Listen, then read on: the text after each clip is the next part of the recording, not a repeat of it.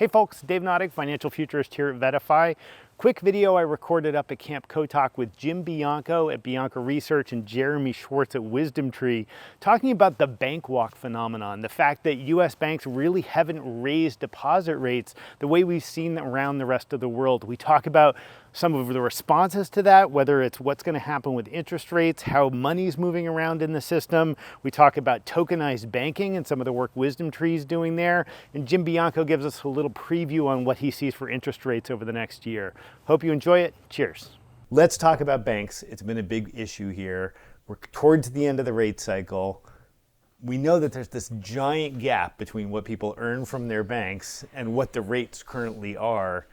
Is this something we should be worried about? Did all this get settled in Silicon Valley Bank and we don't have to worry about this anymore? Or are we going to start seeing people move money all over the place? This issue of the banks not paying appropriate interest rates, I do feel like is an issue. Like we've quieted down on the fears of the Silicon Valley Bank run, but now like, are the banks really paying you the right interest rate when you get over 5% in treasuries? And you're going to be getting more as they keep going higher. So the fears have died down. I'm not sure the thing is completely over.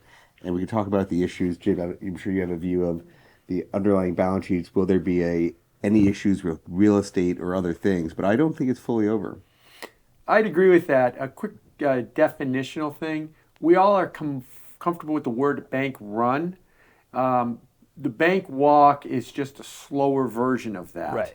Slow enough that it doesn't necessarily imperil the banks that this will lead to a failure in another rerun of March. If it does, it's most likely because there's some malfeasance at some particular bank. We got 4,200 of them, so it's... Somebody's doing something wrong. Right, Yeah. But it's not necessarily a systemic thing within the system. But as Jeremy said, it is about the interest rate differential between what banks are paying, according to bankrate.com, the average deposit rate, and what varies widely, but the average one is about 50 basis points, about 0.5%, and 5% plus is what you can get in a money market fund. Now throw into that one other thing into the mix. Post-crisis, banks have really pushed mobile banking apps. There is 120 million people that use a mobile banking app at least once a month. Now, pre-crisis, if you were getting 50 basis points at the bank and 5% in a money market fund, it was difficult. You had to go to the bank. You had to fill out paperwork. As I like to say, you had to take time off of work, go to the bank, fill out paperwork, be told a week later the paperwork was wrong, go to the bank, Go back in, fill it out again, wait a week until the money transferred. Nobody did it. Right. In the middle of all that, you're worried about your money. Right. Which nobody wants to feel worried about their money. But now you just pull your phone out of your pocket and you move your money. So we've changed the very definition of deposit taking for a financial institution. That money is leaving banks and going to money market funds, treasury bills, and Wisdom Tree floating rate ETF, anything that will give you a higher yield. This is not, like I said, impairing the solvency of banks, but it is squeezing the profitability of banks. So let's talk about what the problem could be. I mean, is the nightmare scenario, which won't happen, but like to reduce the argument to the absurd, is the nightmare scenario that literally everybody's got a big cash balance, wakes up and says, well, I don't really use a bank for banking services. I use it to park money in. I'm just going to go park that into a money market fund. And now banks don't have any capital, so they can't lend. So the entire economy collapses because there's no lending market. I mean, is that the true nightmare scenario? I know we won't get there. Yes, and we are somewhat there. And what I mean by that is if you look at last week, the senior loan officer's opinion survey came out, and it does show a tightening of bank credit standards to the level that if you historically looked at where the bank standards are today, this is where we are in a recession. Not that it's predicting a recession. We're supposed to be in one now. Obviously, we are not. And the reason that I think the banks are tightening those standards is money is leaving. Deposits aren't growing. Loan to deposits is a ratio they have to manage. And if deposits aren't growing, they have to pull back on their standards. But that's a measurable thing. Is it noticeable? Like, I mean, are we looking at the bank studies and saying, oh gosh, all this money is moving out? I mean, we would be able to notice this, right? Yeah, I think so. And I would say yes, and we are starting to notice it in companies. The further away you get from big cap mega tech companies that don't need banking services, Right. to companies like, say, the Russell Microcap, which is the bottom 1,000 of the Russell 2000 stocks. Those stocks were still down in the year as late as early July. And a lot of those stocks that rely on banks for banking services and for loans, I think they're feeling it. They're feeling it in that it's getting harder to get credit, not it's imperiling the economy. But this is where the bank walk is shaping up. Now, the fix, just real quick, for a bank is raise your deposit rates. Right. But if you raise your deposit rates, your business looks worse. Yeah, you're cutting in on your profitability. Your money is more expensive. And so that's why I said the risk here is bank profitability, not bank solvency, and that explains why the bank stocks have been lagging a little bit, because it's more about a profitability worry than an absolute solvency worry. When their net interest margin isn't going to pay for their full deposits, and they really can't do it. And so, you go think about, I was looking at one of these banks in their investor relations deck, and page 1 from pre-Silicon Valley Bank, page 1 of the deck was essentially a statement of, we have the second lowest funding rate in the industry. And then you go into the slide, just because essentially they were saying our customers are dumb and don't care about earning interest on their cash. Right. So we don't pay them anything. And it's like, really? Is that what you think? Until a regime change happens where it becomes much easier. The technology is going to make this much, much tougher on them. Like, there's going to be more services that offer checking and bill pay on top of treasuries.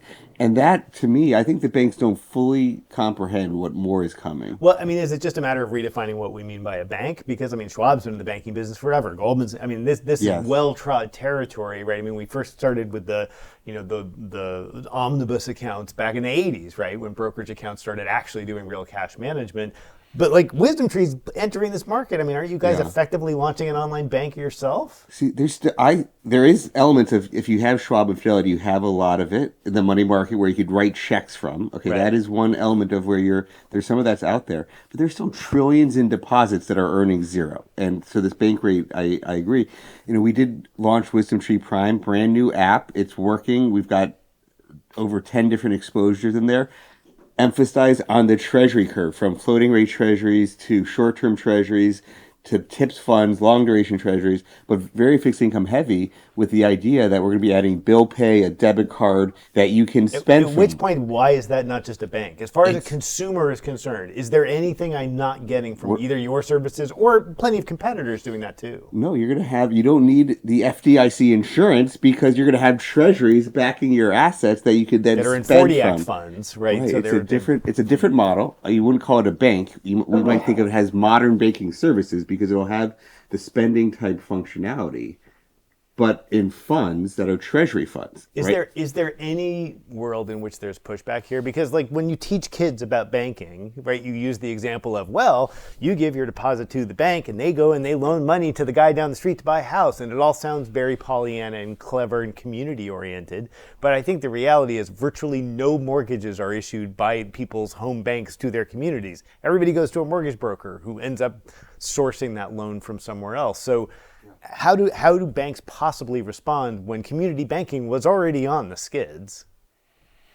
I think where they respond is the one thing that they still have, and that's the lending capacity. But that's my point. If community banking is effectively gone anyway, and it's now just money center banks and mortgage brokers. For the retail investor, but for businesses, there's still working capital loans and there's still expansion loans. And funding your inventory, and I get that. So there's just a commercial thing. There's going to be that type of lending as well. And keep in mind, a quick nice word about the banking system. When the whole Silicon Valley thing came apart, people said, why don't we have 4 banks like they do in Canada or Europe with 5,000 branches? I actually think our system with 4,200 banks is a better system, because big banks service big companies, regional banks service medium-sized companies, smaller banks service smaller companies. Those banks are closer to those companies. And I think small companies, if you said, oh, don't worry, if you're in Topeka, Kansas, you could talk to the Topeka, Kansas branch of JP Morgan Chase, I think they'd prefer a community bank that would be a little bit closer to them as well. But let me push back on that, because in Canada, 6 banks up there, they pay 5% on their deposits because they have to, because when rates changed, everybody knows exactly who they would go to, right? Because if they bank at BMO, they can go to CIBC and they can see on the door, walking down Bay Street, which one's offering a higher rate in Toronto.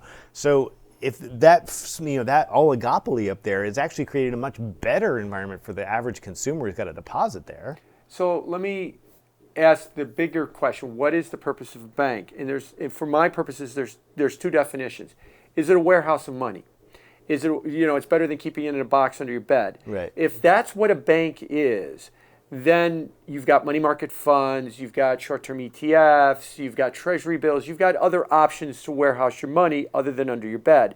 But if a bank is also a service provider to businesses, whether it's check cashing or money transfers or lending, then what we've got with the banking system right now makes a little bit more sense. And I think that's where the banks are trying to default back to, is that we provide, we pick up the money from the local dry cleaner that, gets paid in cash. And we provide services and we provide loans to businesses.